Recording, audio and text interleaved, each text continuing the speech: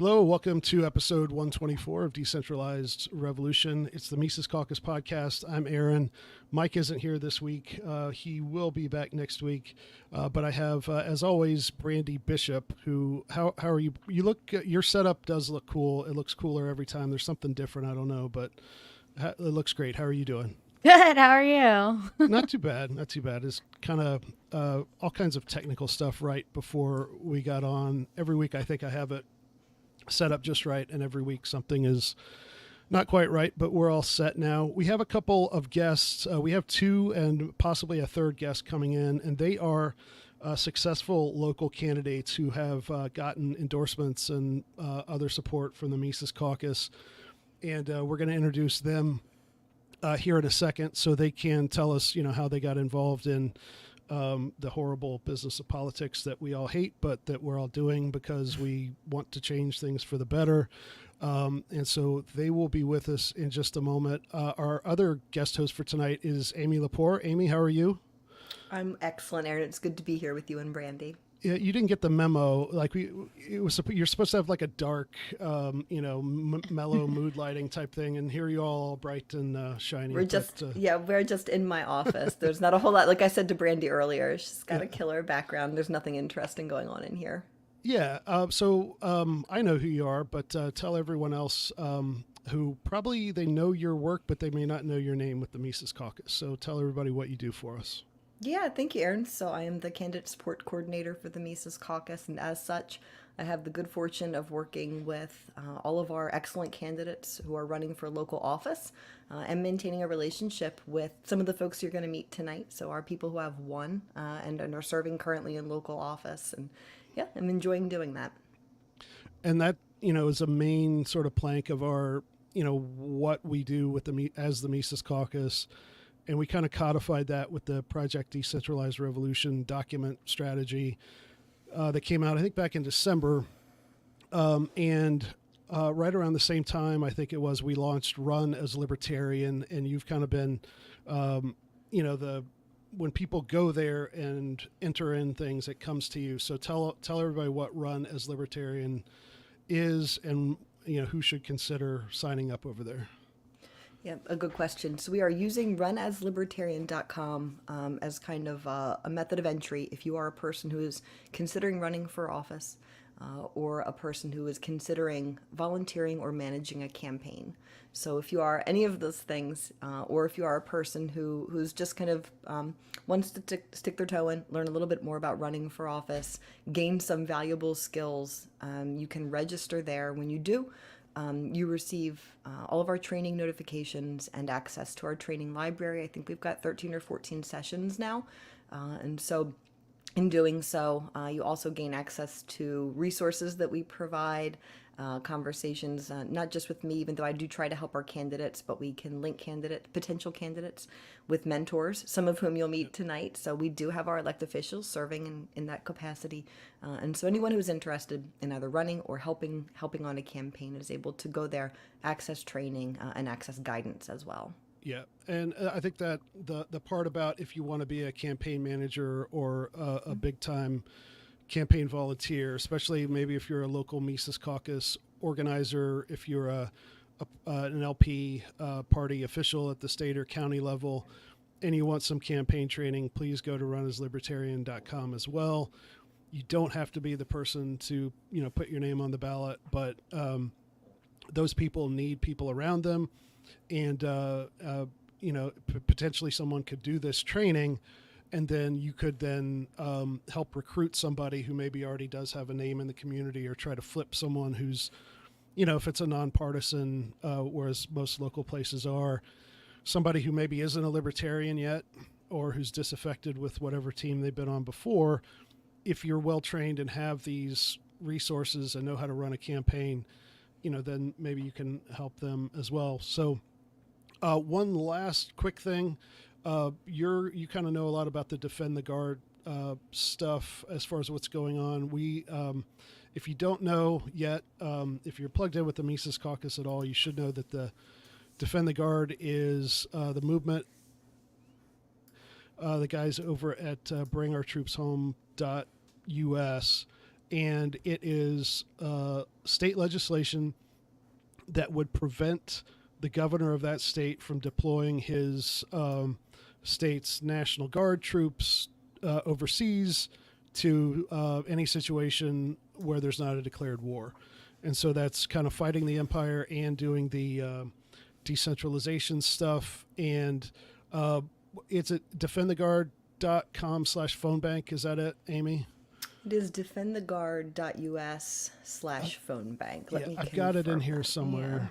Yeah. Yep, defendtheguard.us/phone bank. Yeah. And so tell them when they go there, what will they get back and what will they be asked to do, Amy?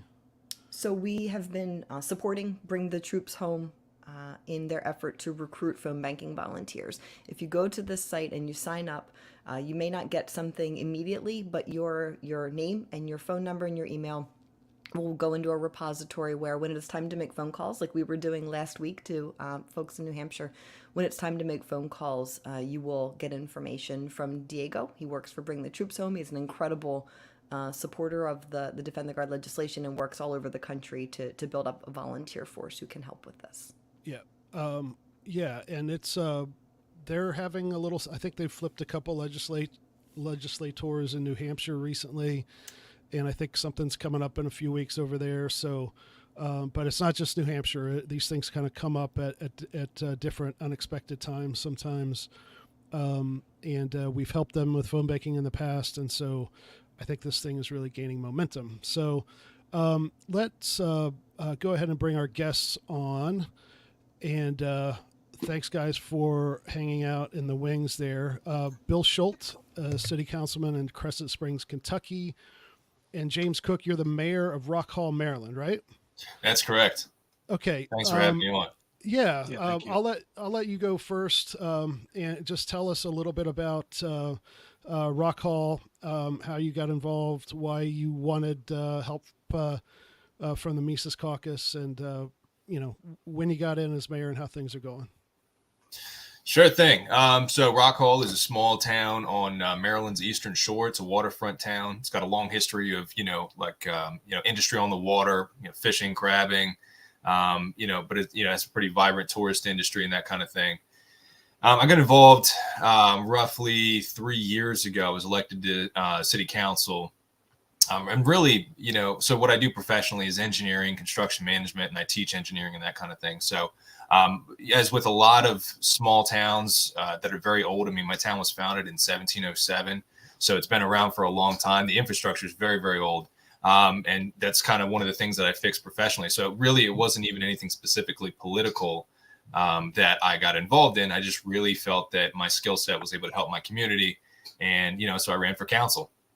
There was 5 other people in the election, and I came out on top. And so for the next 2 years of my 4-year term, I really just worked hard on a lot of different things. And, I guess that received recognition and decided to run for mayor. The former mayor, they were, coming up on their off-year election, so it was after my 2 years and my 4-year term, their 4-year term was up. And so I decided to run, because I think there was a lot of things that, I learned in my first 2 years on council that wasn't necessarily directly related to the infrastructure, which was my original passion. But there's a lot of other things that I felt that could use a little bit of leadership on. And, I ended up coming out on top on that election as well. And, the Mises Caucus was really, really helpful as far as, helping with, ideas and campaign ideas and getting the word out, door knocking. It's just a really great community that was really supportive. And, I always prided myself on, knocking on every door. And I couldn't have done that by myself. But the ability to knock on every single door within the town, I think really was a way to kind of set me apart from everybody else, because I actually put the effort in. I'm less than half the age of anybody else that was running, and didn't have as much name recognition. And I was kind of brand new on council. So I was facing kind of an uphill battle. But I think just the work, you put in the work, and people they tend to recognize that kind of thing. And so, yeah, I mean, that's how I got involved. That was my original inspiration. There's been a lot of stories and what I would say success stories and other challenges and things that I've learned and, had to come to terms with along the way. But, overall, I think it's been a pretty wonderful experience. And, I think especially on the local levels where we have the ability to make the most impact. Everybody that you interact with is your neighbor. You all are facing very, very similar problems and struggles. And, chances are you probably, know that person or know their family or know something about maybe where they work or something like that. And so it's very, very personal. Every single interaction, you get to see some of the real world impact that you have by just listening to people. That's been, one of the things that I've tried to emulate and really kind of live by is I tell everyone I will listen. I don't know everything, but I'm here to listen. And if I can help and come up with a solution, I'll be happy to do that. And I think that's gone a long way too, just listening to people and coming up with common sense things. And my favorite part about all of that, is, especially on the local stage, is you don't necessarily have to take a partisan stand one way or another. It's much more focused on common sense stuff. Is that, I've got super progressives that I know are like Democratic, progressive, socialist caucus type people. And then, your Trump MAGA crowd, and then just anybody in between are all, turned out to be supporters. And I just think that's kind of cool. It's just, unifying people, taking out some of that political language and just talking about what's in front of people and being able to execute, solutions that work for everyone. So that particular thing has been very fulfilling to me. And I think that's the beauty of local politics. Yeah. The beauty of local politics. I didn't think I'd hear that phrase today. I used to be a newspaper reporter covering local politics, and somebody like you guys who have the patience to do that, I really appreciate you guys. So Bill, tell us about your story, just like James filled us in on his. Yeah, and thanks a lot, Aron, Brandi, and Amy for having me. So I am a newly minted councilman in Crescent Springs, Kentucky. I was elected in November. My term began in January. Crescent Springs is a suburb of Cincinnati, Ohio, just about 5 miles from downtown Cincinnati. So right smack in the suburbs. Thomas Massey is our representative, and a lot of the people locally align politically like he does. I would say, though, and I think this is something I heard from Jeff Deist a long time ago, the people who actually wind up running for office tend to be a little more left than the actual constituents themselves. And yes, I will not be talking about the beauty of local politics. It can be quite a drag. But no, my story is, I was a libertarian voter from a young age, or from the first moment I could vote. My mom always gives me a hard time. We went to the first polls together. She heard me ask for a pen because I needed to do a write-in, a protest vote at the time. And so I was voted Libertarian. Never was involved in the Libertarian Party or the Libertarian Party Mises Caucus. Didn't even cross my mind to look for or try to get involved in that sort of thing. But 2020 was my breaking point with first of all, just some horrible presidential candidates, but also, of course, all of the COVID regime, all of the lockdown, all of that. So that inspired me to really get involved with the LP, helped respin up a county affiliate.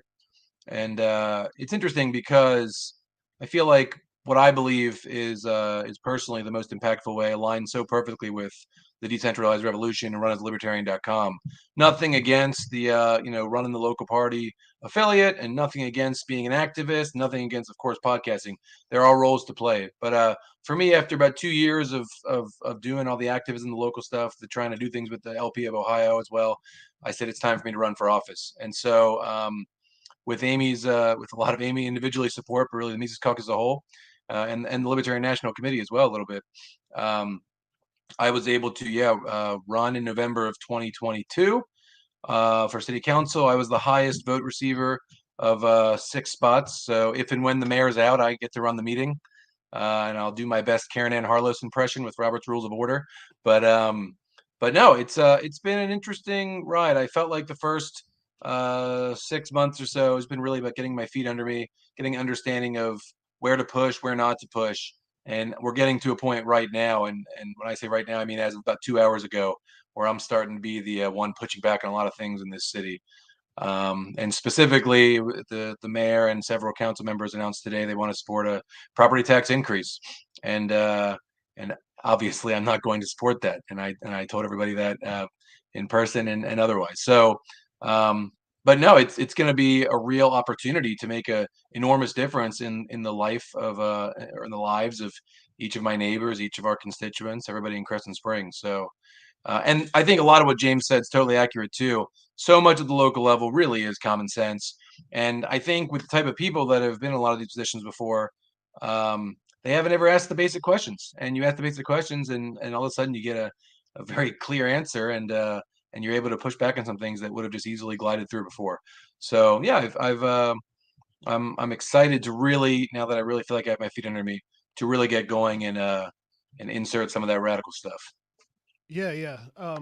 And I'd be curious to see what Brandi thinks of this. I don't know. You're somewhat involved with the LP in Massachusetts, and Hmm. how have you? How was local politics working for you guys there? And based on what you've seen with the party there in Massachusetts, what would you want to learn and ask James and Bill about based on their experience? Uh, well, I mean, the LP party situation in Mass is pretty messy, but the one thing that I wanted to ask both of you guys was, what's something that you wish you knew before running for local office? Like, what's something that you had no idea? Like, you went in and you were like, I wish this advice was given to me. James, you want to go first? Well, I mean, one of the big things that I still struggle with is how little control or say that you have, and how much it's less of just kind of speaking the truth, but realizing that county level and state level and federal level really override and take a lot of your ability to kind of make decisions for your community away from the place that is close to your community. And that's been the most frustrating piece. I mean, I was, semi-aware, kind of like from a consultant, like engineering consultant, so helping municipalities kind of navigate some of that red tape. But when you're on the other side of that, and you're not, in the private sector trying to help, and you're, in the public sector, so to speak, and trying to get something done, the amount of red tape that is in your way it's infuriating at times. And it really limits, we say common sense, right? But if you can't even enact common sense, like silly things like the main road through the middle of town is actually technically a state road. So I can't change anything about it. I have to ask permission to do things like that. And that may seem like a silly thing, but those are some of the things that really matter on a local level. And so, it goes from having to navigate the county. So you almost are forced to play the game. You're almost forced to make connections and make friends, or at least be visible to the people that are higher up on the food chain than you, in order for you to best represent your community. So that is a struggle, and that's something I didn't quite realize, to what extent those types of things play a role in the day-to-day business on a local level. But it is a huge factor, and it's What? Go ahead. Sorry. Yeah. So, is it more the state or the federal, or you're saying it's both that causes the kind of like barriers? I would say, mostly it's state, to be honest with Okay. you. There are some federal things like, okay, like in Maryland, it's like MDE, which is the environmental regulations. For example, we've got a business owner who's got a restaurant. It's a great restaurant. It's very, very close to the water, but within 1,000 feet of the water, I'm going to get into some technical stuff, but it's called the Maryland Critical Areas. And Maryland Critical Areas, the town has very, very little jurisdiction over what happens there. It's all state level. So in Maryland Critical Areas, the state has to review any kind of increase in what they call impervious area, which is parking lots, buildings, or anything. They're the ones to approve it. I have no say. And so there's a very successful restaurant. He's brought a lot of employment to the town, and it's a great attraction, but it's in the Maryland critical areas. And, he's getting a lot of people that want parking, and he wanted to add a piece of parking to his property. And so he came to the town, and, we did all the necessary, hey, here's all the things you need to know about. The thing that I'm going to let you know that is that you need to get approval from Maryland critical areas, because I don't have any control over that. And he's been fighting that for over a year, just to get something as simple as parking. And so to have that kind of, technically it's the town's jurisdiction, but there are some things that are out of our control. those types of things are very, very frustrating. And, that is, MDE works very, very close with EPA, which is on the federal level. And so they kind of have these recommended guidelines. And then, the states kind of just enact the guidelines on a state level, which is why it's pretty uniform, right? The federal government has its recommendations, the states we just enact it, and then the local control is taken from local to then state. And so it's that type of thing. It's just one step further removed. Whether it's a state or federal, they tend to work together on those types of things. I'll agree 100% with James. I have the exact same experience. And one thing, I'll add a few things to it. Number one is once you're actually in there in a role, you're able to really find some of the most ridiculous state laws that are out there. And like as an example, and I'm still investigating this one, but my understanding is that my city is not allowed to set our tax rates in a way that would project lower revenues in the prior year. That we have to keep it high. We have to be between 0 and 4% increase. It's out of control. And so you find so much more. But I'll also put a more positive spin on the same point as James. And this would be apply to your question as well, Brandi, about what I wish I would have known before. Is you'd be shocked how easy it is to make your voice heard and gain some influence. Like the number of people that show up to our meetings is not a huge number. And if you show up and have a few points you want to make, the council, as long as you don't do it in a particularly obnoxious way, the council and the mayor are going to listen to you. Now, this often can be used in a really negative way. For example, like one guy showed up one time to a meeting and said, "Hey, can you connect the sidewalk from my road to this other road?" I don't know, let's call it 150 yards of sidewalk. And I think he came just once, and he basically complained once. And now the city's going to spend $45,000 to connect this sidewalk, which, I'm not saying that the sidewalk's the worst idea, but I'm just saying it wasn't like this guy had to run this big, long, month-long campaign of showing up and complaining and emailing. He just came once and he got what he wanted. Same thing James alluded to earlier. Before I got elected, I kept in close touch with my state rep. We just email her about various things I saw on the state docket and ask her how she was going to vote and give her my opinion. And to her credit, she's super responsive. When I got elected into office, exactly like James said, our main road through town is part of it state road, then it moves to county, then it moves to city, even though it's all in our city. And so the city and the county would do our snow removal and the state wouldn't. They were lowest on their list. I was able to reach out to my rep and say, you need to get us moved from level 4 to level 2 or whatever. And we got it done. And the mayor's like, how in the world did you do that? It's like, I don't know, 15 emails over the course of a year to my rep, like before I got elected. It's not like it's the most difficult thing. So you can make an impact. And again, like I alluded to earlier, like if you don't make that impact, somebody much, much worse than you is going to fill that gap. So it's important, even before you're elected, or if you're not going to run for office, show up to a few meetings, send a few emails, and you'd be surprised how much good you can do. Or maybe a better way to put it is how much bad you can stop. But one of the two. Bill and James are excellent examples of what we expect out of our candidates. They are both professional, articulate, and well respected in their communities. And because of that, they do both get to wield some influence. James, as you said, was on council before he was mayor. And, by my own study of James, is very well respected in his community. And that respect is starting to grow because, James, I see you have some membership in the Maryland Municipal League, and you're out and likely making some of these connections, maybe even with state agencies, right? So you can kind of work within the confines of the boundaries they've put up. Bill is much the same. Bill was engaged in his community prior to running for office, which is absolutely something that we encourage, and well known and well respected, and so now wields that influence as a city council member. So these are two incredible examples of what is possible if you take local politics seriously. Pretty incredible. Yeah, and just to touch on that a little bit, one of the cool things you mentioned as part of Maryland Municipal League, which is basically it's kind of a lobbying organization for all of the towns and cities in the entire state. And, what they say has a lot of influence over state legislatures.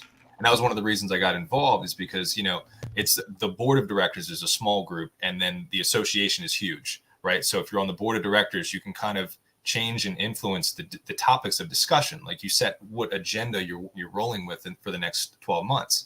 And, just as a minor example to that, some of the shift has gone from maybe like DEI type conversations to now this year we're working on, limiting or any tax revenue generated locally stays there instead of going to the state.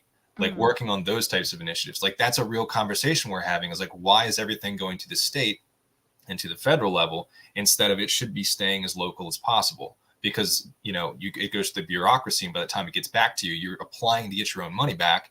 And it's just, so it's like that change in conversation really struck me just by one or two people mentioning this type of thing. Now it's starting to spread throughout the entire state. And other things like double taxation. That's another one where the county, takes a lot more from the town residents than they need to, and providing, duplicate services, and the same thing for the state. And now we're actually introducing legislation both on the county level and on the state level to stop that. So the county can't overtax the towns and cities and really have to stay within the confines of what they can get, out in the county. So I know it's kind of minor and, splitting hairs in a way to a lot of people that really want radical change. But I will tell you that is pretty radical when you're talking about making a shift in momentum. So the fact that we're having these types of conversations is just, it blows me away. And I'm very, very happy. I've only been on that board for 2 years. And I'm already on, I'm the president of ESAM, which is the entire Eastern Shore, all the towns on the Eastern Shore. I'm the president of that organization now. And I'm the chairman of the Council of Governments for my entire county. So just by getting elected 3 years ago as council, I've been able to, one, meet people, make influence, and then start to change these types of conversations we have locally, countywide, regionally, and then across the entire state. Just shifting the things we talk about. And that shifts the nature of the type of legislation and conversations that we have. So you can make, a lot of inroads and influence just by getting out there, talking to people, dropping a couple of, bombs of wisdom in the ears of some people that are around. And if it makes sense, you can really make a difference both locally and across your state. So there's a lot in there that was pretty interesting, and it kind of leads into a question I had of, you just mentioned that on certain particular issues you bring it up, and then now other towns are talking about it. As libertarians, I think sometimes we suffer under the misconception that, okay, well, if we have the best ideas and if we just explain it to people, then they will, bow to our superior moral judgment and logic, and we'll win the argument. And of course, it doesn't usually happen that way in real life. But as someone who is showing up to these things and has a completely different take than, and this is for both of you, on just an interpersonal level, when you bring up what might be a radical issue for someone who's been on city council for 20 years, or who's, they've always done it this way, why would we do it another way? How do you, on that interpersonal level, both like in a public meeting and then, in outside the, where the cameras aren't on or whatever, what works, what doesn't work as far as connecting with other people who also have a part in these decisions? I would say one important aspect to that is being transparent and being clear in your communication with people. I think that people really get their egos, more than ideologies, people get their egos all upset if you drop a bomb on them they're not expecting. So you have to navigate around open records laws and open meetings acts and all that kind of stuff. But I'm pretty good about when something comes up, I'm going to let people know, hey, here's how I feel about this, and here's why, whether that's in a meeting, whether it's outside of a meeting, anything like that. The other thing I'd say, I mean, Aaron, you're exactly right. This is true with any institution, particularly government, but the whole, oh, we've always done it that way is a limiting factor. But I think a way to make a positive difference kind of separate from that is to bring new ideas. One basic idea, I didn't share my professional background, but I'm a CPA accountant by background, but I've sort of shifted careers. I own a senior care business, but leveraging my financial background, I went to our city clerk and I said, we need to create a list of not even all assets, it's all future obligations, everything that this city is ever going to be financially responsible for. So that obviously includes equipment and buildings and any land the city owns, and also roads and the things we're responsible for maintenance, the park, all of that. And you know, she and our public works director were like, "Oh, that's a great idea." And out of that, you know, we got this list now of, hey, here's everything the city is ever going to be financially responsible for, and so we can actually seriously project, okay, what does this city need to run in terms of funding and all that, and also make a roadmap of, all right, which of these things are going to need to be replaced in the next 3 years, 5 years, 10 years. And so, you know, you're absolutely right. You know, institutional inertia and the addiction to the past and the way we always did things is true. But you can make a difference by bringing new ideas, new perspectives that no one even takes offense to. Everyone's like, oh, that's a great idea, and then it gains you a little bit of credibility later when you want to make a more radical change. Yeah, James, talk about your, the interpersonal side of things. Yeah, I take a strategy of trying to build the relationship. I feel like if you come across, there's a lot of, so if you're like me and you're watching, come from the whole Ron Paul revolution, and I don't, particularly enjoy either one of the major parties on a federal level, and it causes, federal politics kind of just frustrates me to a lot. So it creates a lot of angst there. And I think for a lot of people, including a lot of local politicians, they kind of subscribe to one or other, ideology. And some of that frustration from like the federal or state level kind of bleeds through when they're talking about issues. And it can get kind of hostile in a way, like, well, I don't think that's right. You're just trying to do this or something like that, which is kind of insulting. So you don't really get anywhere. It's almost kind of just like a show of force. And, Bill, as you mentioned, kind of an ego fest. So something that I've tried to do is just kind of say, hey, I need, you guys are the experts. Like, we're here to kind of, represent the people. Here's a problem that, I've noticed. Let's throw around some ideas to try to fix it. And that kind of, it brings them in. And so everyone's on the same side, and it kind of creates this collaboration, this energy of where people are looking to try to solve the problem together. And there's no finger pointing.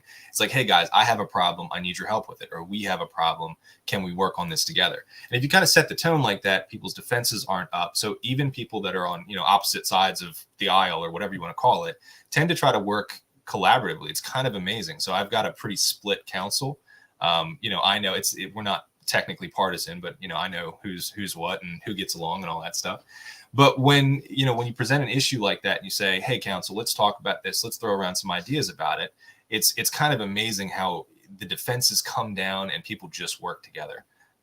So I that's my kind of approach, is more of a less my ideas but more our ideas, but kind of leading the conversation with information and just kind of open dialogue and trying to get the input of the citizens. Like, one of the things I did was start a communications board. We hadn't had one before, just to kind of make sure that all the information that we have is clear, transparent, so we can get feedback from the community, and so that, council can talk freely about, a lot of the information we're gleaning from the community. And, that just works wonders. We've had a pretty unanimous thing. There's only been one vote that wasn't unanimous, which I'm shocked by. One before, it was split, 4-1, 3-2 all of the time. We've only had one that was split, and it was a fair split. I'm like, hey, either way, I can't judge it for voting one way or another. But it's almost kind of, in my mind, it should be the mayor, but it can be anybody on mayor and council, to kind of set the tone of how we're interacting with each other. And that can really take the ego out of it and really make the representatives of the people actually work for the people. I'd like to add one more thing, if I could, Aaron.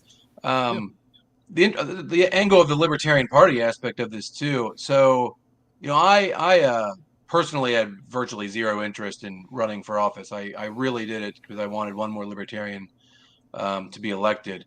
But what's interesting, and it's hard for those of us that probably spend too much time on Twitter, getting involved in all the caucus wars and the internal infighting and the internal fighting. Most non-libertarians don't even know what's happening. They have no idea. They barely know what a libertarian is. And I say that in a good way from the standpoint of local politics, because it's important to me that I'm shining a light on the LP. So I tell people I'm a member of the Libertarian Party, and that's my background. But my other council members and the mayor, they don't view that as, oh, this guy's got a radical ideology. They view it as, sort of like, oh, he's the swing vote. He's not going to be the team red or team blue. I can get him to my side. And so it's a good place to be, and people want to have you on their side. They want you, for the things they care about, to be a part of their vote. And so you can really leverage that. Because again, it's so hard for us to believe, on those of us spend too much time on the internal LP stuff, but outside of those circles, it's on a local level, it's an advantage, if anything. I have a quick follow up, and then if Brandi or Amy has a question. But have you ever, when explaining your vote or trying to persuade somebody, like have you ever gotten like surprise or pushback for like voting on principle? Like, do they talk about principle, or is it just like very pragmatic to them? And I would imagine it's probably different in a lot of different settings. But again, from my experience covering it, I never really heard anybody make any sort of ideological or moral arguments in a city council meeting. So, do you ever, introduce those types of talking about issues, and what kind of response do you get? I haven't had a ton of that.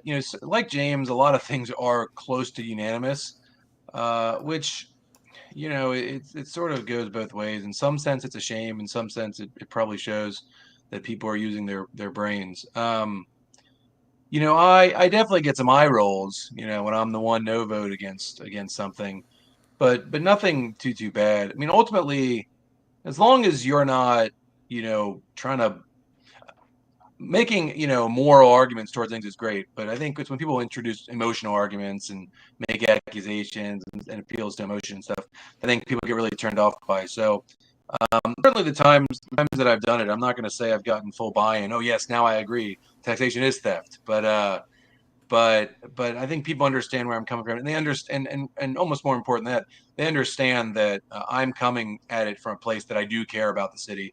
I do care about the city functioning well. It's not that I am doing this to be obstructive. I'm doing it because I really believe in it. It comes from a place of sincerity. Okay, James. Yeah. So as Bill kind of mentioned, there's not a lot of opportunity for philosophical arguments, but, personally, if I see an opportunity to talk about a little bit of philosophy, I try to interject that as to why, like during the discussion, period of like a vote or something like that, or during an issue, like in a workshop, something comes to mind. I think this kind of illustrates what we're talking about. There's always this initial kind of knee-jerk reaction of members of the community to look to the local government or the state government or federal government, whoever it is, to solve the problem or something that they don't like. They say, hey, I don't like this, fix it, right? And that's a knee-jerk reaction. I don't think it's very intentional, but I think that's just the way that everyone's kind of programmed to be. I think the way that school is taught kind of teaches that from a very, very young age. These are the authorities. They make all the rules. So when you get older and you have a problem, you just go to the guys that make the rules, right? And I think that's detrimental in a lot of ways. Just as a side note, I have mini pigs, and they're talking in the background. So that's what it is. When you finish your point, you might as well just introduce us to one of them. Oh, absolutely. Absolutely. But okay, so let's say, there was an example of a sign in somebody's front yard that was very derogatory to our current president, and it used some profanity, like some actual profanity. It wasn't bleeped out or anything like that. And, there was a lot of people that were probably fans of the current president and were very frustrated by it and wanted to have the local government take it down or punish or fine the person right in their yard. And, it kind of went around. We were talking about it. I like to let people speak first before I kind of interject and kind of, guide a conversation. And, there's some people in the public that were saying, we should have an ordinance against signs. You should have to have a permit to have a sign in your yard. We should fine him. We should send the police to go talk to him. All these things. Everything was, in the back of my mind. I'm like, all of this is predicated upon some kind of force or threat of force. And I am just naturally averse to that kind of thing. And so in the middle of this conversation, I'm like, has anybody, talked to this guy? Has anybody just said, hey, maybe it's not great for kids to see profanity, just not from a government standpoint, but just as a neighbor, And that was I kind of led that discussion, that thought process to say, our first reaction is to use, government, which is kind of like a cold, I can send a letter. It's kind of how I said it. It's like, I can send a letter, we can send the police, but why not just try asking first? This has happened multiple times. And this, the first one happened a couple of years ago, but there was one that was pretty recent. And the beautiful thing was, after the meeting, I just went and talked to the gentleman. I said, hey, some people are a little frustrated by it. Like, I totally get it. I even offered to buy him a sign that didn't have profanity in it, that kind of thing. And he was very, very receptive to it. And so we took it down, and, there's still a anti-Biden sign, but it's much less profane, and it seems to be a happy medium.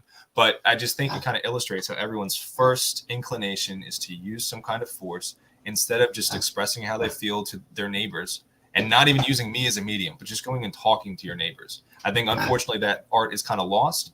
But I think I try to talk on philosophy, like during the conversation, I'm like, well, I mean, it is on their private property and they have a right to say what they want, but there's no reason why you can't ask nicely.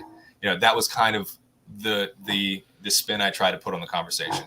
So just in a nutshell, that kind of is my approach on a lot of things.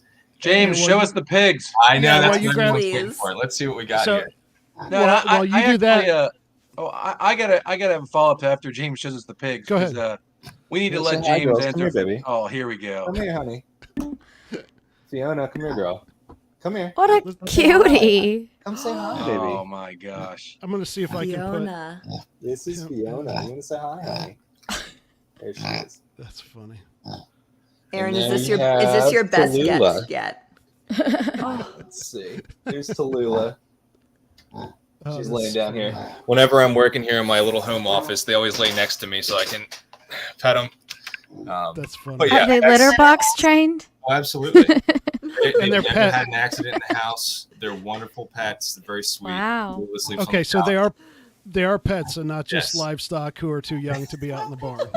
That's correct. Okay. That is correct. Okay, I wasn't sure. If you And it's- go ahead. on your point on the FJB signs, like if you were mayor here in Knox County, like Glenn Jacobs is, and you tried to talk to people to get them to take those signs down, it would be a full-time job in in the north side of Knox County, but like literally every block. Anyway, Bill, you were going to say something on that. Yeah, we need to let James answer first, because immediately when he started talking, I realized I have great examples of what you asked about, Aaron, even though I told you no before. No, and part of it was James reminded me. Two things come to mind where I have waxed a little bit of moral arguments. Number one was an HOA in our city. It's like it's still in development, so they control their boards until they're done with construction for 30 plus more years. They don't allow solar panels. And two of our councilmen showed up and said, "Oh, like the HOA bylaws say that if a city council doesn't allow us to do this, we'll of course allow solar panels." And but I said, look, I think it's a ridiculous bylaw. People put up solar panels on their properties, go ahead. But like, we're not injecting government into what's ultimately a contract between a resident and a developer. I said, but I personally will go talk to this developer. I'm happy to do it. And then the other one where I've really injected some of the ideology, the moral arguments, hasn't been as much in the large council meetings, but I'm on our zoning committee, and our zoning committee is going through a huge overhaul. And I had an opportunity, and this was towards the beginning of my time there. I said, look, I'm not going to do this every meeting we have. I'm not going to go into the moral philosophy behind it. But exactly what James said, I said, look, you can think of these regulations and rules as nonviolent, but ultimately you draw it out to its conclusion. It is at the barrel of a gun. And they said, no, it's not criminal, it's civil. And I said, okay, so this goes down in civil court. The resident loses and he still says no. Who do you send? The police. And some of the other committee members have definitely been slashing a lot more regulations that were not necessary after that. And even our city administrator, who is a retired police officer and now runs the city from a staffing standpoint, he was like, we were talking, he goes, I've learned a lot already. It's a really different perspective on things. And so, you have to pick your spots, of course, but when appropriate, I've been able to do it. And it's been really well received. Amy, I know that you're going to leave us a little earlier before we wrap up tonight, so I want to give you a chance to ask a question maybe from your vantage point as someone who helps prospective candidates. Just what you've heard from James and Bill tonight. What do you want to learn from them, or what do you think that our candidates who haven't won yet might benefit from? Yeah, I think if there are, if there are candidates who are watching, the example of Bill and James, as I said before, are incredible ones. They are articulate, they are professional, they wield influence, they're engaged in their communities. And so if they learn nothing else from what we try to invest, kind of the way we invest time and financial contribution and resources into our candidates, the reason we do that is because our expectation of them is they will be just as Bill and James are now, right? Wielding influence, compassionate, engaged, listening in their community, talking about philosophy when it is time and when it is appropriate, right? Not starting an End the Fed chant in the middle of the city council meeting necessarily, but explaining what our principles and why we believe what we believe and why we act and why their actions flow naturally from their principles when it is appropriate. So I think our candidates have that sense already. We vet our candidates pretty closely, and we endorse candidates who will follow kind of in the footsteps of James and Bill, and people like Aron Lam, mayor of Keansburg, Colorado, and Kelly Cardin, who we all spoke with a little bit earlier from Rosamond, California, and so many others. And I'll just also stop here and say very briefly, for people who wonder what the Mises Caucus is doing right now. We are putting rock stars like Bill and James in towns where they are working. What James described, making sure that we are not acting on someone who has an inappropriate sign in their yard with force, and instead of community and community values, that's magic. It might seem like it is not a big deal to someone with an untrained ear, right? Someone who is not listening for people who are making incredible change in not only how we pass ordinance in communities, but also the values and philosophy of our communities. When we insert people like James, like Bill, like Kelly, like Aron, it is a game changer. And so they're working magic. So if you're wondering what the Mises Caucus is up to, we have 9 candidates, right, or 9 elected officials right now, just since we kind of kicked off this effort, and we'll have a whole lot more. I think November is going to look pretty good. We're going to have some wins, but I do have a question for James and for Bill, and then I have a hard stop at 8:30. So in the news, we are hearing that the preparations for another round of COVID lockdowns and mask mandates are afoot, and it's probably something we can all expect to see this fall. What kinds of conversations are occurring at the level of your municipality in terms of preparedness and how because you are libertarians, what your actions and votes might look like around those items? James, do you want to get started? Yeah, so I was on council during the first round, and before it was mid 2021, so it was kind of after a lot of the stuff had been solidified in a way, and at first I was a little unsure how to speak up and kind of fight the inertia a little bit, but probably by the end of 21 we started doing things, because in my mind I want to not use force, but also try to accommodate as many people, because I'm not going to judge somebody that is scared of something. I think that's something to be, understanding about. So like just a minor example of one of the things we did, and just kind of stemming from that, the type of things that we talk about and how we kind of approach the issue. I like to get people to the meetings. We had one side of the room with chairs that were normally spaced out, and the other side were, half as dense, so that people were concerned and didn't want to be around people could go sit on this side, and people that didn't care could go sit on this side, and just try to be accommodating without letting it overly control the conversations that we're having about the community, right? So trying to facilitate being non-judgmental, but also not overreacting one way or another on that kind of policy. And also, some of the conversations we've had, we're not going to shut down any events. I think in 2020, they had shut down just about every single event, including fireworks. And we've already had conversations. We're just not going to even really discuss that type of approach. I think the last the last discussion that we had prior to becoming mayor, but I was still on council, was, do we really want to allow, what's our threshold for allowing events and that kind of thing? And, I just made the statement. I was like, look, it's not really the town's event. Usually they're hosted by private organizations. I trust private organizations will have the restrictions that they feel are necessary. And then the people that feel that those restrictions or lack of restrictions accommodate them, they're going to be the people that kind of patronize that event. And if people are concerned that there's not enough restrictions, well, then they probably won't go. And I don't really want to get involved in a business or an organization, putting on an event, because I assume the people that want to go are going to go, and the people that don't want to go are not going to go, and just kind of left it at that. And that's kind of been the approach so far, is I just don't, we're not going to get involved one way or another with that kind of restriction, to kind of leave it up to the people that want to participate. Yeah, what I say is we haven't had many conversations about the renewal of these mandates and all that coming back. What I would say is that I have shared with the other council members and the mayor that was a motivation for me getting involved. And I alluded to earlier, there have been certain topics where I'm not going to say that I compromised my principles, but perhaps something that I was opposed to, that I knew everybody wanted to pass, and I knew I could go on for 10 minutes about why I was wrong.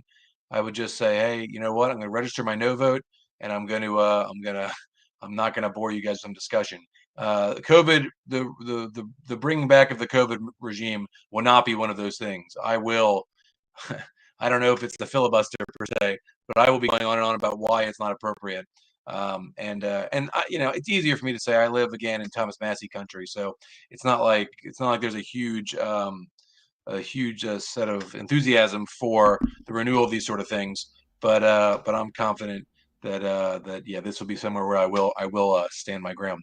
Can I, before Amy leaves, brag about her and the Mises Caucus and the support for a few minutes? I was going to ask you guys to do that, and if you had any we got to do it while she's still on air, so that we can see her blush and all that. No, I was going to say, I actually hired Amy's company for some work for my own company. I had heard her advertisement on a different podcast, the Mises Caucus-ish podcast, and just got to know her through that.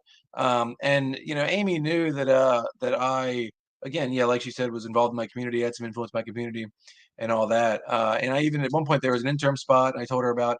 Amy not once pressured me into running. Oh, you got to do this. Oh, you need, totally let me go at my own pace. And then when I said, okay, I am running, Amy was always there to help where I needed, not push too much. But it's good, when you're running for office and you don't know what you're doing, it's your first time, and she would poke me every 4 weeks. Hey, how can I help? And one thing I eventually needed help with was some graphic design for a flyer. And Amy stepped up. She found me somebody highly competent to do it. And I think that's a huge part of why I was able to, not only become elected, but also be the highest vote getter in my race. So kudos to Amy. Kudos to the Run as Libertarian team, the Mises Caucus. It was hugely helpful and supportive of me at exactly the right pace. Not too much push, not too much pull. So the caucus has a good one there in Amy. I agree. Bill, mostly that is kudos to the nearly, since you ran, it has grown, but the nearly 50 volunteers across the country who step in anytime we have a candidate who has a task that needs to be carried out. They're doing incredible work. But thank you. Yeah. And for anybody out there, if you get elected, you get presumably you get invited to our highly selected private group chat for elected Mises Caucus Libertarians, which is a great sounding board of people to bounce ideas off and have discussions. Yeah, hopefully that'll get bigger and bigger. Hopefully over the next few months here. Yeah, Amy's been nothing but wonderful. We actually poached her to Maryland from Delaware, so just got to say we kind of won on that trade. Yeah. All right, Amy. Thanks for coming on, and I do want to thank you for getting that volunteer team together, because that's something that I was involved with the Libertarian Party in Ohio for a while, and our candidates had need of those things all the time. And it was always like, okay, scrambling to find help for people. And so that Amy's built up a roster of people who can volunteer to do those things, things like text banking, phone banking, different things. So if you are a candidate already and haven't signed up to run as Libertarian, and need some of that support, or maybe you are already in the mix and didn't know that we have those things now, just let us know, and we'll connect you with somebody as best we can. So, Amy, I appreciate you coming on, and I know that like you and I, when we have our Mises Caucus executive board meetings, you and I are the ones who always don't want to do them at night. So I appreciate you hanging out in the evening, and we'll have you back on again sometime. Okay. It is wonderful to see James and Bill and Brandi and Aaron. You guys are doing a phenomenal job with the podcast. So thank you for having me. Yeah. All right. We'll see you, Amy. Good night. Okay. I think the first meeting I ever had with Amy, she sent me that calendar to give her availability, and I opened it up, and like the first call time was 5:40 a.m. And I texted her. I was like, "That's surely an error, right?" She's like, "If you do it, I'll do it." So I think we had our first call at 5:40 a.m. Yeah, she's a hard worker. Yeah, Brandi, I got a couple of questions, but what's on your mind before I jump into mine?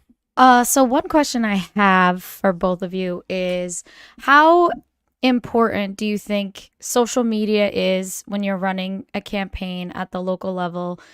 Or do you think that it's more important for you to be, on the ground, talking to people within your community? Do you think it's kind of like a mix, like you kind of need both? Like, how much precedent do you think social media actually takes when it comes to running a campaign? Personally, I would say at the local level, it's going to be more on the ground. Yeah. I think a lot of the people that vote in local elections, especially in off-cycle years, are not social media consumers.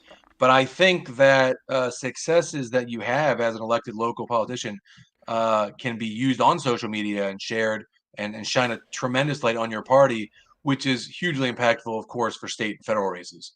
So yeah, I think, if somebody out there is not social media savvy, I would not be intimidated by that in terms of running for local office. I tend to use social media as just a place to vent more than anything. But no, I was able, but it's hard to say. I mean, again, I certainly had a more active social media presence, and part of that was just my local LP affiliate being out there than anybody else did that was running in my race, and I again got the most votes. So it may have had more of an effect than I recognize right now.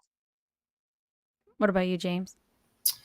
I'll say that even on a local level, I think social media is very important to have. They're like just being a part of local community groups and kind of hearing some of the things that are going on, some of the conversations that are going on, can help kind of channel some of the conversations you have with people in real life. I will say, though, that I do attribute a lot of the success that I had, both in my council run and mayoral run, on the ability to literally knock on every door and to really talk to people. And I think if that probably puts everything over the edge, being able to shake people's hands. They've seen your face. They know who you are. You seem genuine and that kind of thing. I think that kind of puts it over the top, but also just being active in community groups and hearing what the community has to say. Just kind of being there as maybe an interjector of ideas as well. And I think they're both very important. I used social media pretty heavily, but I also just door knocked. So I would honestly say it's probably, like a 60-40 split on, in-person door knocking versus social media stuff. So I did 60% would be door knocking and Yes. 40% would be social media. I would So say can you contribute your win more so to being like on the ground and that, right? I do. Yeah. That makes sense. Okay. I think Brandi, there's probably a difference between the city level and the county level. Like at the city level, and like James alluded to, it's possible to go knock on every door. Even when you get to the county, which is obviously still clearly a local race, that's not going to be possible at most counties. And so social media can become more important even at just that level, let alone, of course, state and federal. Yeah, even a state like Kentucky, who has like incredibly small counties geographically wise. There's like 111 counties in Kentucky, which is all my people are from Eastern Kentucky. So third most in the country, because and the reason why is when they designed the county system, they wanted every resident of the state to be within one day's horse ride of the county courthouse. So they and a lot of the and it's a lot. Go ahead. a lot of duplication of efforts, a lot of duplication of services. It's it's an interesting thing. Yeah. I had my dad's cousin was jailer of a county in eastern Kentucky. They have some of those counties have like constable and jailer and these weird little offices and stuff. And a lot of those towns have the county courthouse is like always in the middle of the county, and it's like a nice little. It's a lot of those little towns are great over there. The talking about knocking doors and stuff like that. What's the most common, 2 or 3 questions that you get when, 'cause, like for me, like I don't mind like public speaking and stuff like that, but like the thought of like knocking on a stranger's door and saying, "Vote for me," just like terrifies me. I would not be able to do that. So, um, those of you who have the courage to do that, and or wherever you're out talking to people, and you say, "Hey, I'm running for something," what questions are the most common? So I'll say, so my community is fairly rural. It's kind of funny. Where there's a lot of people, everybody kind of knows everybody. I'll say one of the most common questions that I got is, who are your parents?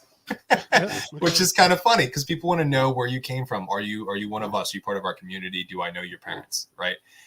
So even though that's not really a political question, it was kind of one of the questions that I got asked pretty often.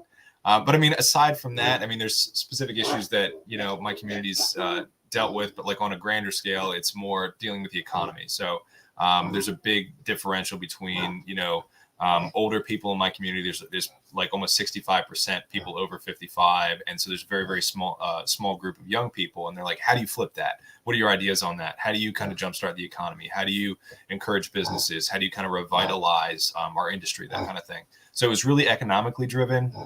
And then really just wanting to know that you are one of them. You feel the things that they feel. And I think that was pretty much it. It wasn't anything specific and nothing really federal. And there was a handful of people that just wanted to talk federal politics, which is fun, but on a local level is, hey, my groceries are expensive. And, what are you going to do to help create jobs locally? It's some pretty basic stuff. And I think that's one of the cool things on the local level is people really are just worried about, they want to take care of their families. They want to be able to eat. They want to be able to relax a little bit, and they want to be safe. And, it's really basic. And so those are the kind of questions that you get. Yep, totally agree. Got a bunch of questions about, is Mark Schult your brother? I was like, that's my younger brother. You're supposed to know me more than him. Very insulting. But no, I would say some of that. Also, I mean, keep in mind for any potential candidates out there, you're not going to knock. Maybe you did, James. I didn't knock on every single door myself. I had other members of our county affiliate and the neighboring counties come, and we did 2 big door knocking days where we kind of covered it all together. So a lot of that times they were talking on my behalf, and I gave them some some talking points for big relevant items in the city.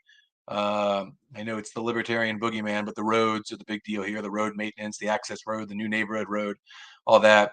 The other thing that I did that worked out really well, and I'll have to be honest, it was partially out of laziness, but when I went to Amy I said, hey, I need a flyer designed for me.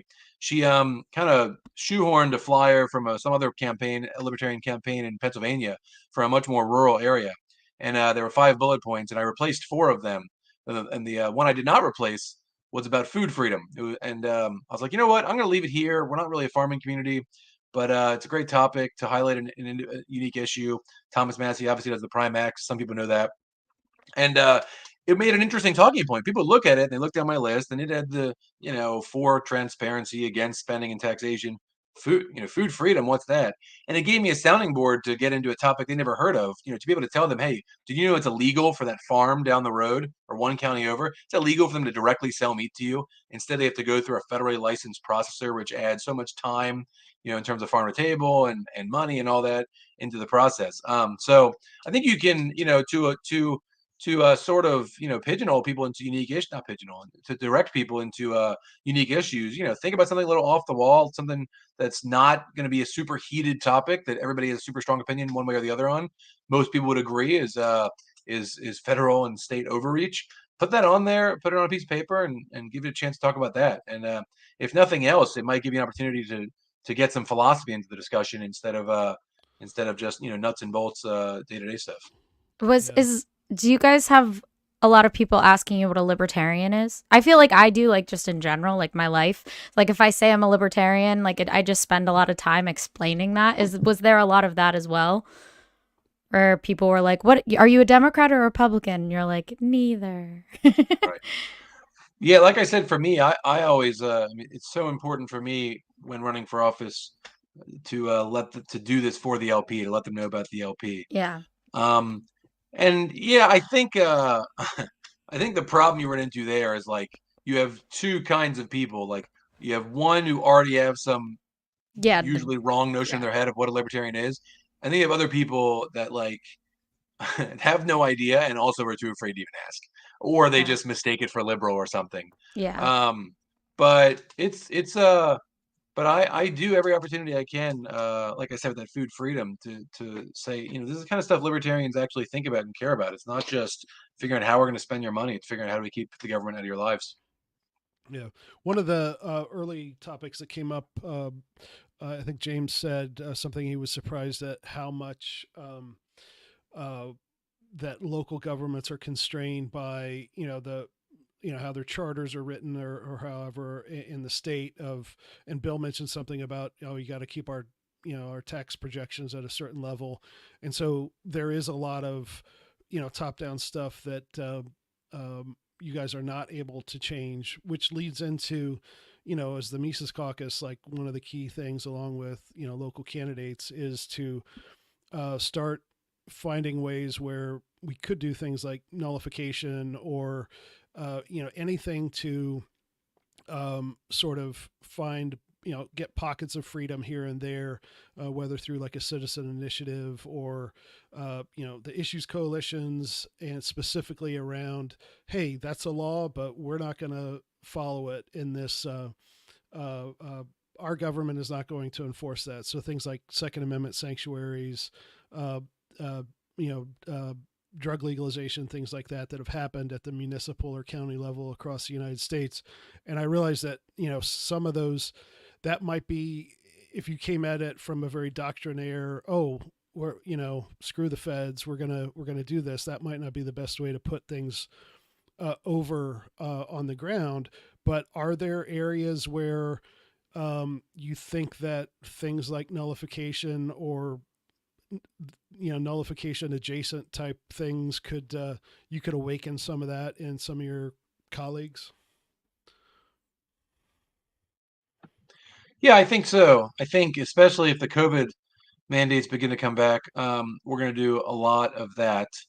I'm conflicted about nullification, not the topic itself. I love the topic, but in terms of putting it in a local level. As a matter of fact, what I'm focusing on before that, and this was, I think was a Justin Amash suggestion, is and I actually told the other council members last month that I will in September show up to our next council meeting with a list. Is I'm going to read every single law we have in our city, and we're going to repeal the bad ones, which is different than nullification, of course.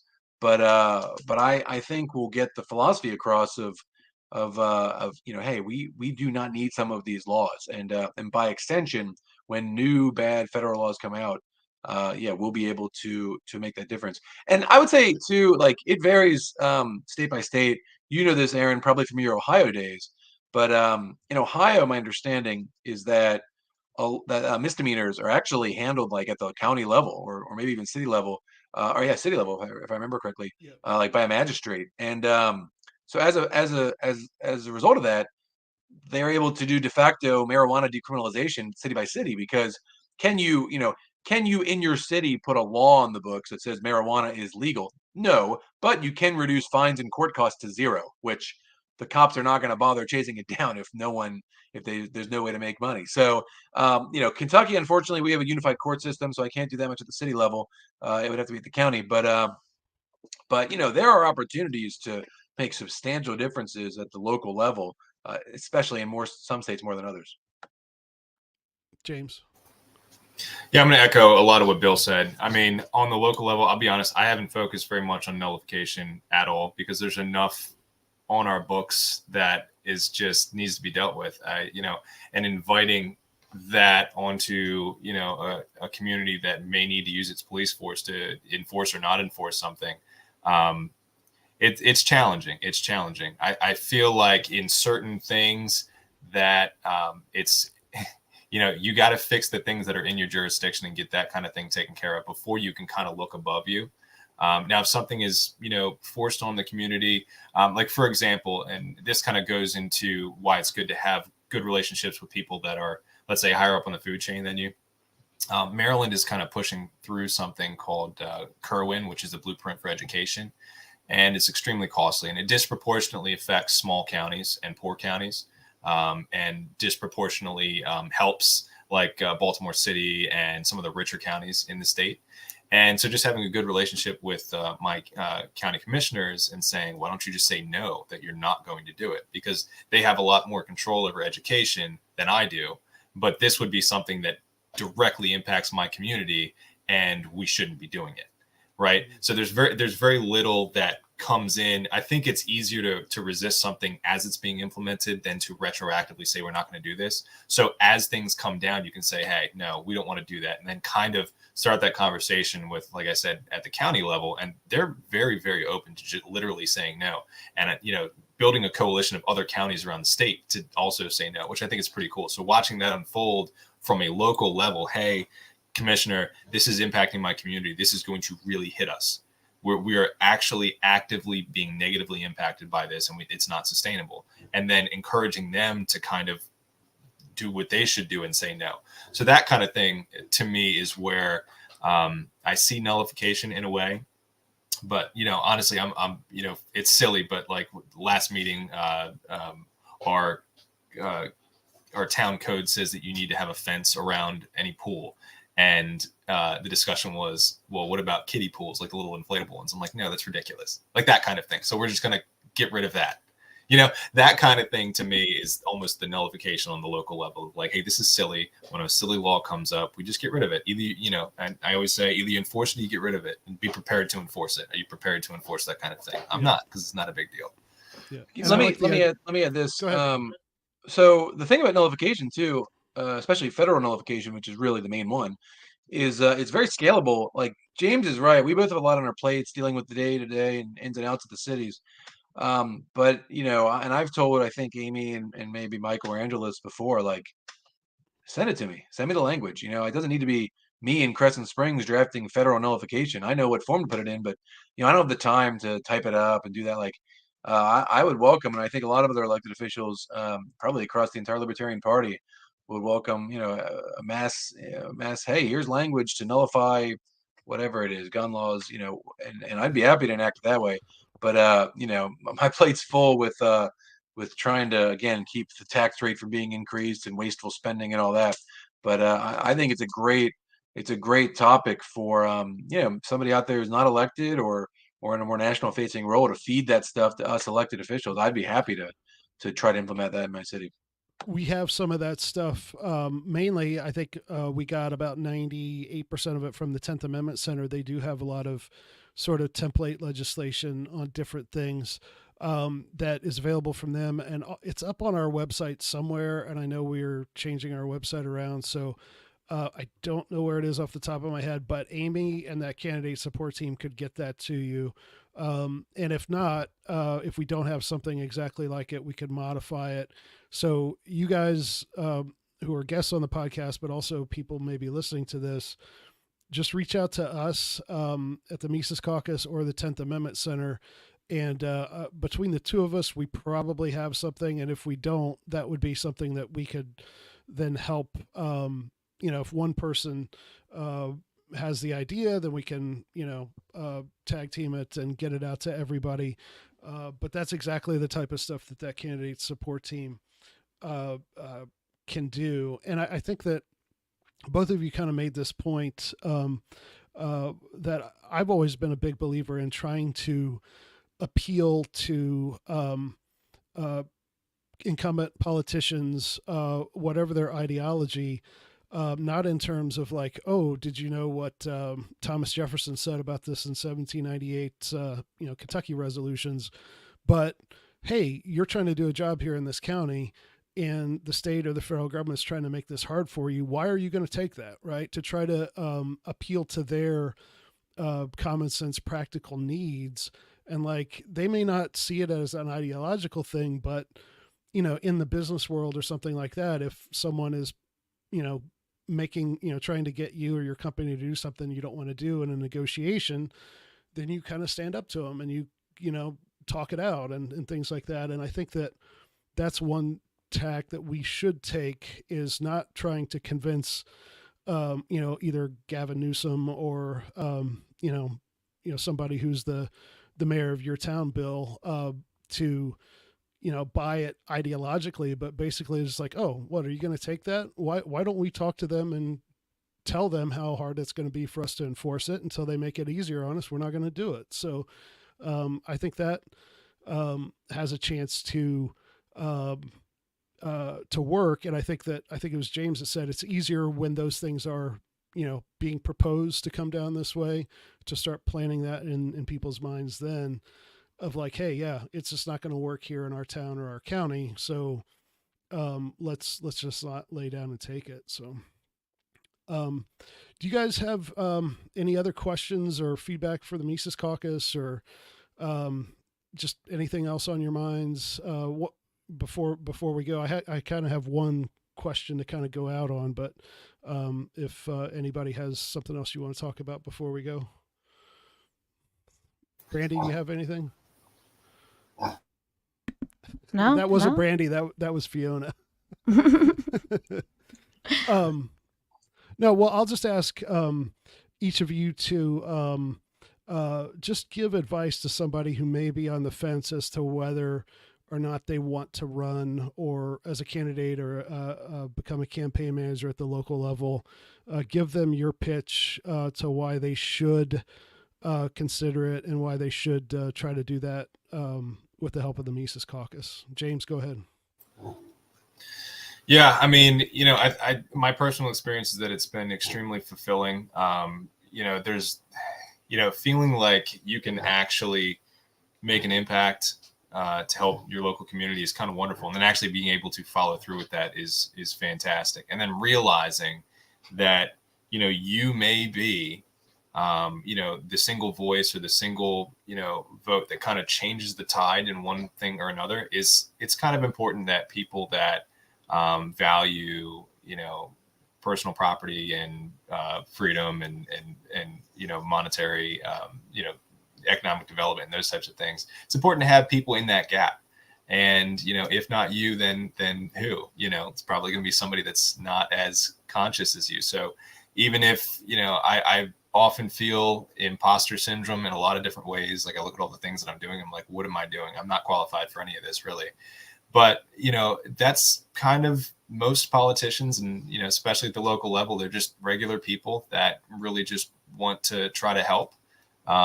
And if you can try to help in a more freedom-oriented way, then I think you should consider it. And even if you don't want to be, this is the other thing that I think is important. You don't have to necessarily, if you want to get involved and help, you don't necessarily have to run in an election.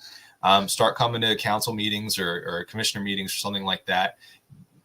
You know, have conversations during the public comment period, get to know each one, because they're just regular people too. Talk to them, influence them.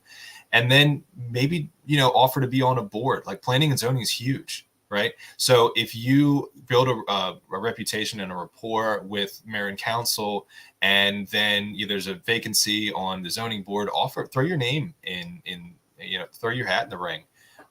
Because it's really, I don't think people realize how much impact like a planning and zoning board has, or really any board, whether it's communications or ethics or something like that. You can really make a lot of impact, kind of learn the ins and outs of local government or even higher, and make some connections. And then maybe then, you know, once your feet are wet, you'll have a little bit more confidence and have some things to speak from based on your experience. So I would just encourage, at the very least, get involved at the next level, maybe offer to be on a board, learn a little bit about how it works. And then, you know, if you're still feeling up to it, dive in, because I think the world needs a lot of people that are willing to take that step. There's not a lot that are willing to do that. So I would just really encourage, get involved one way or another. Yeah, what I would say, you know, for those that are on the fence about reaching out to the team at runaslibertarian.com, do not feel like if you reach out, you're going to constantly be pressured to run. it is truly a exploratory conversation. The Mises Caucus team, they're not going to pressure you into doing it. And then in terms of people deciding whether or not to run if they're on the fence, I would say, like, I can assure you it will not be a waste of your time. And there are many different things you can do in terms of your liberty activism and support of liberty and all that, even donations that might just be totally totally a waste, and you feel like what was the point of this? But running for office, even if you were to not win, is not a waste of time. Whether I've made so many connections, even outside of my city, in my county, in my area, people now reach out to me for things. Hey, can you help with this? Hey, do you know with this? What are your thoughts here? That I can say it's certainly been an opportunity to make an impact. And I'll finish my remarks with the quote from Plato that James just reminded me of. Those who are too smart to engage in politics are punished by being governed by those who are dumber. So Plato knew it however many 2,500, 2,000, 3,000 years ago, and it's totally true. So if you're on the fence, you'll regret it if you don't. Yeah, I totally agree with that. Whenever I would cover city council or especially school board meetings, I'm just like, I can't believe these people have, with these opinions, have the ability to make people do things. And I think you guys are proving that it does, in a lot of cases, just showing up. I say we're governed by people who think it's fun to go to a city council meeting, right? Like, and so even though it may not be fun for us, if we go into it with the goal of doing something good for our neighbors, that we might be able to break some of that. So I really appreciate guys like you who are willing to do things that a lot of us, temperamentally or otherwise aren't inclined to do. So, yeah, Brandi, do you have just want to say goodbye or anything before we let them get back to their lives and, in James's case, tending the pigs? No, but I just want to thank you guys. Thanks for actually getting involved and running, because like was said before, there's a lot of people that aren't willing to do that. I've thought about the idea many times, and I always get like, I scare myself out of it every time. So Well, I would have considered myself an unwilling to do it person until one day I just decided to take the plunge, and I'm glad I did in retrospect. maybe someday I will. Okay. Maybe. All right, guys. Mike is working on our guest for next week, so we should be back this time next week, 7:30 Eastern. James, Bill, I really appreciate your help tonight and just doing what you're doing. And please let us know if things come up in the future that that we need to know about, or that in ways that we can help you. We'll do everything we can. Okay. Absolutely. Thanks for having Sounds me. good. It's been great. Yep. If we can help, let us know. Thanks. Okay. Thanks, Bill. Bye, guys. We'll see you.